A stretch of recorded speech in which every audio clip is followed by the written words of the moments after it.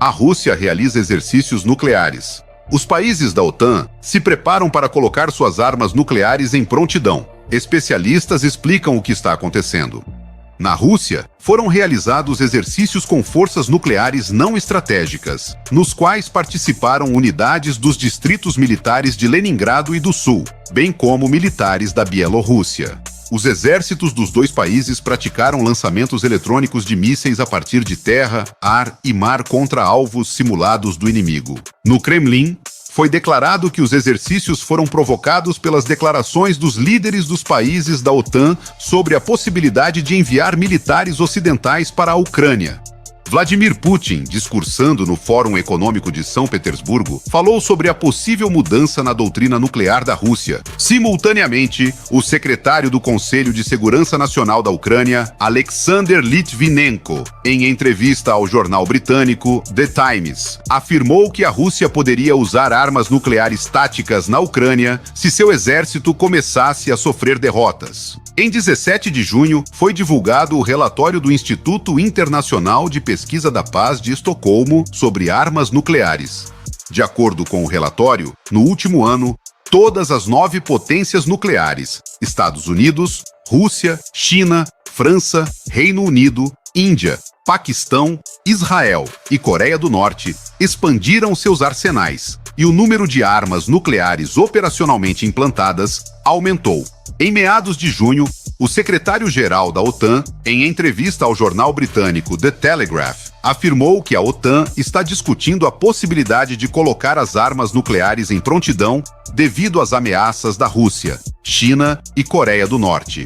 Segundo o secretário-geral, a aliança deve demonstrar seu arsenal nuclear para enviar um sinal direto aos adversários.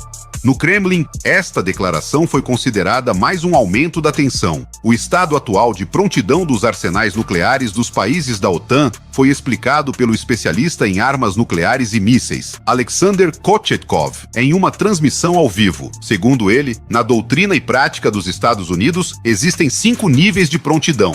O 5º nível indica a ausência total de perigo, enquanto o primeiro significa que uma guerra nuclear pode começar a qualquer momento. Atualmente, as armas nucleares dos Estados Unidos estão no 3º nível de prontidão. Isso está longe da completa tranquilidade, que nunca tivemos, mas extremamente distante do nível de uso imediato, diz ele.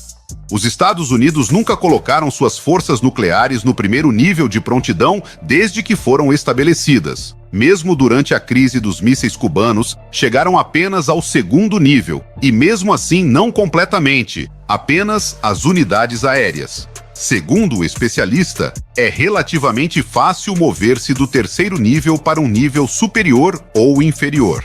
Simultaneamente, fala-se também no aumento das ogivas nucleares implantadas, ou seja, na rapidez com que podem ser colocadas em plena prontidão. Imagine que você tem um telefone celular que foi dado a você de presente e está guardado na despensa, ainda na caixa, sem ser aberto. Este é o nível usual de prontidão, não implantado. Então, você abre a caixa, tira o celular e coloca na mesa. Você ainda não o carregou nem inseriu o cartão SIM. Portanto, ainda não é possível usar o telefone, mas pelo menos não é necessário tirá-lo da despensa e abrir a caixa. Ou seja, ele está na sua mesa, pronto para ser carregado e para a inserção do cartão SIM. Este é o nível de prontidão, explica Alexander Kochetkov. Se os Estados Unidos possuem cerca de 1.550 ogivas nucleares de diferentes tipos, então, de acordo com várias fontes, 1.430 estão prontas para uso, mas não mais do que 1.550. O especialista não descarta a possibilidade de que o número de ogivas nucleares aumente e que elas sejam transferidas dos depósitos de longa duração dos Estados Unidos para a Europa. Fala-se do Reino Unido, embora tenha seu próprio arsenal nuclear, mas poderia abrigar armas nucleares de parceiros, incluindo os Estados Unidos. É possível que os arsenais nucleares da Alemanha sejam aumentados. Também se discute a possibilidade de criar depósitos de ogivas nucleares na Suécia, bem como na Polônia, que gostaria de ter ogivas nucleares implantadas em seu território. Acredita-se que isso ofereça um nível maior de segurança, prevê ele. Quanto ao arsenal nuclear russo, segundo o especialista em armas nucleares e mísseis, está em condição semelhante à dos países da OTAN. Há uma paridade absoluta, pois o número de ogivas não é uma característica exata. Em termos de equivalente de TNT, existe uma paridade aproximada. No entanto, essa paridade tem flutuado. Atualmente, o número de ogivas implantadas pode mudar e, em princípio, seu total pode variar, como está acontecendo na China. A China representa um perigo maior. Sobre quais países no mundo e por que estão aumentando seu potencial nuclear, falou também o especialista em política militar Yuri Fedorov.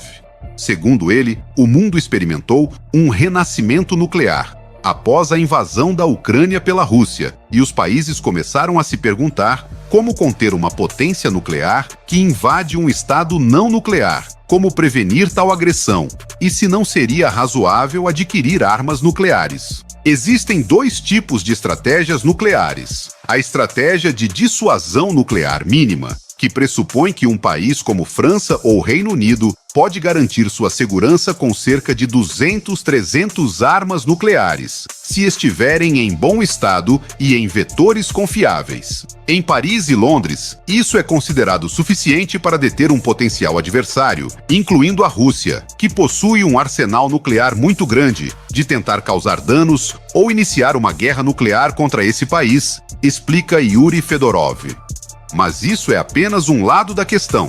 O interesse em armas nucleares, não só por parte dos estados nucleares, mas também dos não nucleares, está relacionado ao fato de que surge a pergunta: há um agressor, uma potência nuclear com um grande potencial convencional. É possível conter sua agressão contra um estado não nuclear? Muito difícil. Mas se um pequeno estado não nuclear, vítima real ou potencial de agressão, tiver seu próprio potencial nuclear, a situação muda completamente. Enquanto isso, Putin blefa mais uma vez. Neste fim de semana, às margens do Lago Lucerna, no resort de Bürgenstock, na Suíça, representantes de mais de 90 países se reuniram para um cúpula de paz de 2 dias. No domingo, discutiram questões como segurança alimentar, prevenção de catástrofe nuclear e retorno de crianças ucranianas da Rússia. Na Suíça, não havia representantes do agressor. E como pode ser entendido a partir do discurso do presidente russo, Vladimir Putin, na semana passada, não havia sentido em falar com ele sobre as condições de um acordo de paz. Ele e a Ucrânia têm visões muito diferentes sobre os termos nos quais as ações militares podem terminar. Putin tentou parecer que tinha uma proposta digna para um acordo de paz. O presidente russo afirmou estar disposto a ordenar um cessar-fogo e iniciar negociações de paz, desde que a Ucrânia ceda completamente ao controle russo os territórios das regiões de Luhansk, Donetsk, Kherson, Zaporizhzhia e também a Crimeia. Além disso, a Ucrânia deve desistir da candidatura à OTAN. O objetivo dessa farsa é dar a impressão de que a Rússia está disposta a fazer um acordo de paz. As condições propostas são inaceitáveis para a Ucrânia, pois o objetivo real é criar um ponto de apoio digno para a Rússia na Ucrânia, permitindo que os soldados exaustos se recuperem e recomecem tudo em alguns anos. Claro, deve haver um acordo de paz entre a Rússia e a Ucrânia. Para isso, a Rússia precisa abandonar suas exigências absurdas que violam a integridade territorial da Ucrânia. O presidente ucraniano, Volodymyr Zelensky, divulgou um plano de paz há 1 ano e meio. O plano de paz de Zelensky inclui pontos sobre os quais a Rússia não quer falar. Um deles é garantir a segurança nuclear, alimentar e energética da Ucrânia. Todos os prisioneiros e deportados devem retornar à Ucrânia. A integridade territorial da Ucrânia deve ser restabelecida, e a Rússia deve confirmar isso de acordo com a Carta da ONU. As tropas russas devem ser retiradas do território ucraniano, as hostilidades devem cessar e a fronteira entre os dois países deve ser restaurada. Para examinar os crimes de guerra da Rússia, deve ser criado um tribunal especial. A Rússia deve reparar os danos ambientais causados pela guerra e compensar a Ucrânia. Para evitar um novo conflito, é necessário criar uma arquitetura de segurança no espaço euro-atlântico. Pode parecer uma formalidade, mas também é importante que ambas as partes assinem um documento que ponha fim à guerra. As exigências de Zelensky são razoáveis, enquanto as palavras de Putin parecem vir de uma realidade alternativa. É muito importante que ninguém... Tá aí, né? A gente tá vendo aí esse vídeo falando sobre as ogivas, né? Aumento de ogivas na Rússia. A gente sabe que a intenção de Putin sempre está provocando aí uma terceira guerra mundial, né? Ogivas com bombas nucleares. Aqui fala, né? São mais de 4.000 ogivas armazenadas em maleta que fica com Putin. Mais de 4.000 ogivas. A Rússia tem um arsenal nuclear capaz de destruir o mundo várias vezes. E a gente sabe que a gente está numa beira, né, da terceira guerra mundial, e a gente vê sempre ameaça de países, não, da OTAN, lá da Rússia, ameaçando, né, bombas nucleares, e agora estão falando aí aumento de ogivas, aumento dessas bombas para provocarem aí a terceira guerra mundial, né, seu gente? Tem alguma mensagem para nós sobre isso? É uma mensagem que Jesus passou ao profeta, a mensagem foi no dia 14 de 11 de 97, mensagem número 952. Eis que vosso dia se aproxima, diz assim a mensagem. Caminhar sem saber para onde se vai é tempo perdido. Quando mais se afastar de mim, então piores momentos virão. Não me troque por um prazer desta vida, pois ele não levará a nada. Desgosto sim terá depois que termina. Veja o exemplo dos fraudadores. Tudo que fizeram estão sendo descobertos. A mesma coisa acontece com quem não me dá ouvidos, buscando só o seu prazer. Então, depois que cai, pede-me socorro, e que já esse tempo está se esgotando. Na calada da noite, o que vai se perdendo, a maioria em busca do prazer da carne e saciar-se nas drogas. Filhos queridos, como pode alguém dizer que este dia está muito longe? O meu Santo Espírito não mais sossegará nesta terra, enquanto caminha assim a humanidade, pois é um mar de lama total, aonde pouco espaço existe para eu repousar. A minha Santa Mãe já fez tudo o que tinha de ser feito, mas a conversão só veio da minoria. A paz está comprometida. O dia da vingança tão logo começará, pois no comando está o meu adversário, o inimigo de Deus. O holocausto começará pelos países europeus, pois é lá que está o ninho das cobras mais venenosas, a serpente infernal, que matará milhões de pessoas com o seu veneno, criado só para este dia. São gases mortíferos que se espalharão por toda a terra. Precisam, meus filhos, de estarem em constantes orações do Santo Rosário para se livrarem deste dia.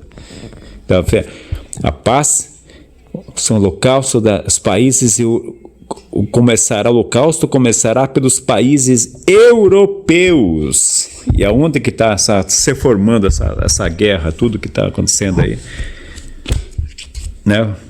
É isso mesmo, né? 8:35 é tudo que Jesus está dizendo na mensagem aí, está se cumprindo nos tempos de hoje, né? Os países europeus estão praticamente entrando em conflito, e se caso acontecer a terceira guerra mundial, né, vão ser muitos anos em guerra e conflito, e como disse Nossa Senhora, né, muitas pessoas ficarão doentes por causa do veneno das bombas que ficam no ar. E tem uma mensagem no livro A Palavra de Deus que Jesus fala sobre o ar, né, ficará infestado de veneno, né? Eles vão soltar um tipo de veneno no ar para fazer com que as pessoas ficam doentes. Tem uma mensagem que fala sobre isso. Então tudo isso aí é orientação divina do céu. É a Virgem Maria junto com Jesus, os santos nos orientando de como nós devemos lidar com essa situação que a gente está vendo aí, que, né, eles têm uma agenda para se cumprir, estão acelerando cada vez mais, e o único meio que eles querem acabar é com guerras, com pandemias. A gente sabe que isso é uma tática do anticristo, né? Mas não devemos ficar preocupados, mas sim buscando sempre viver na graça de Deus, que é uma das riquezas que nós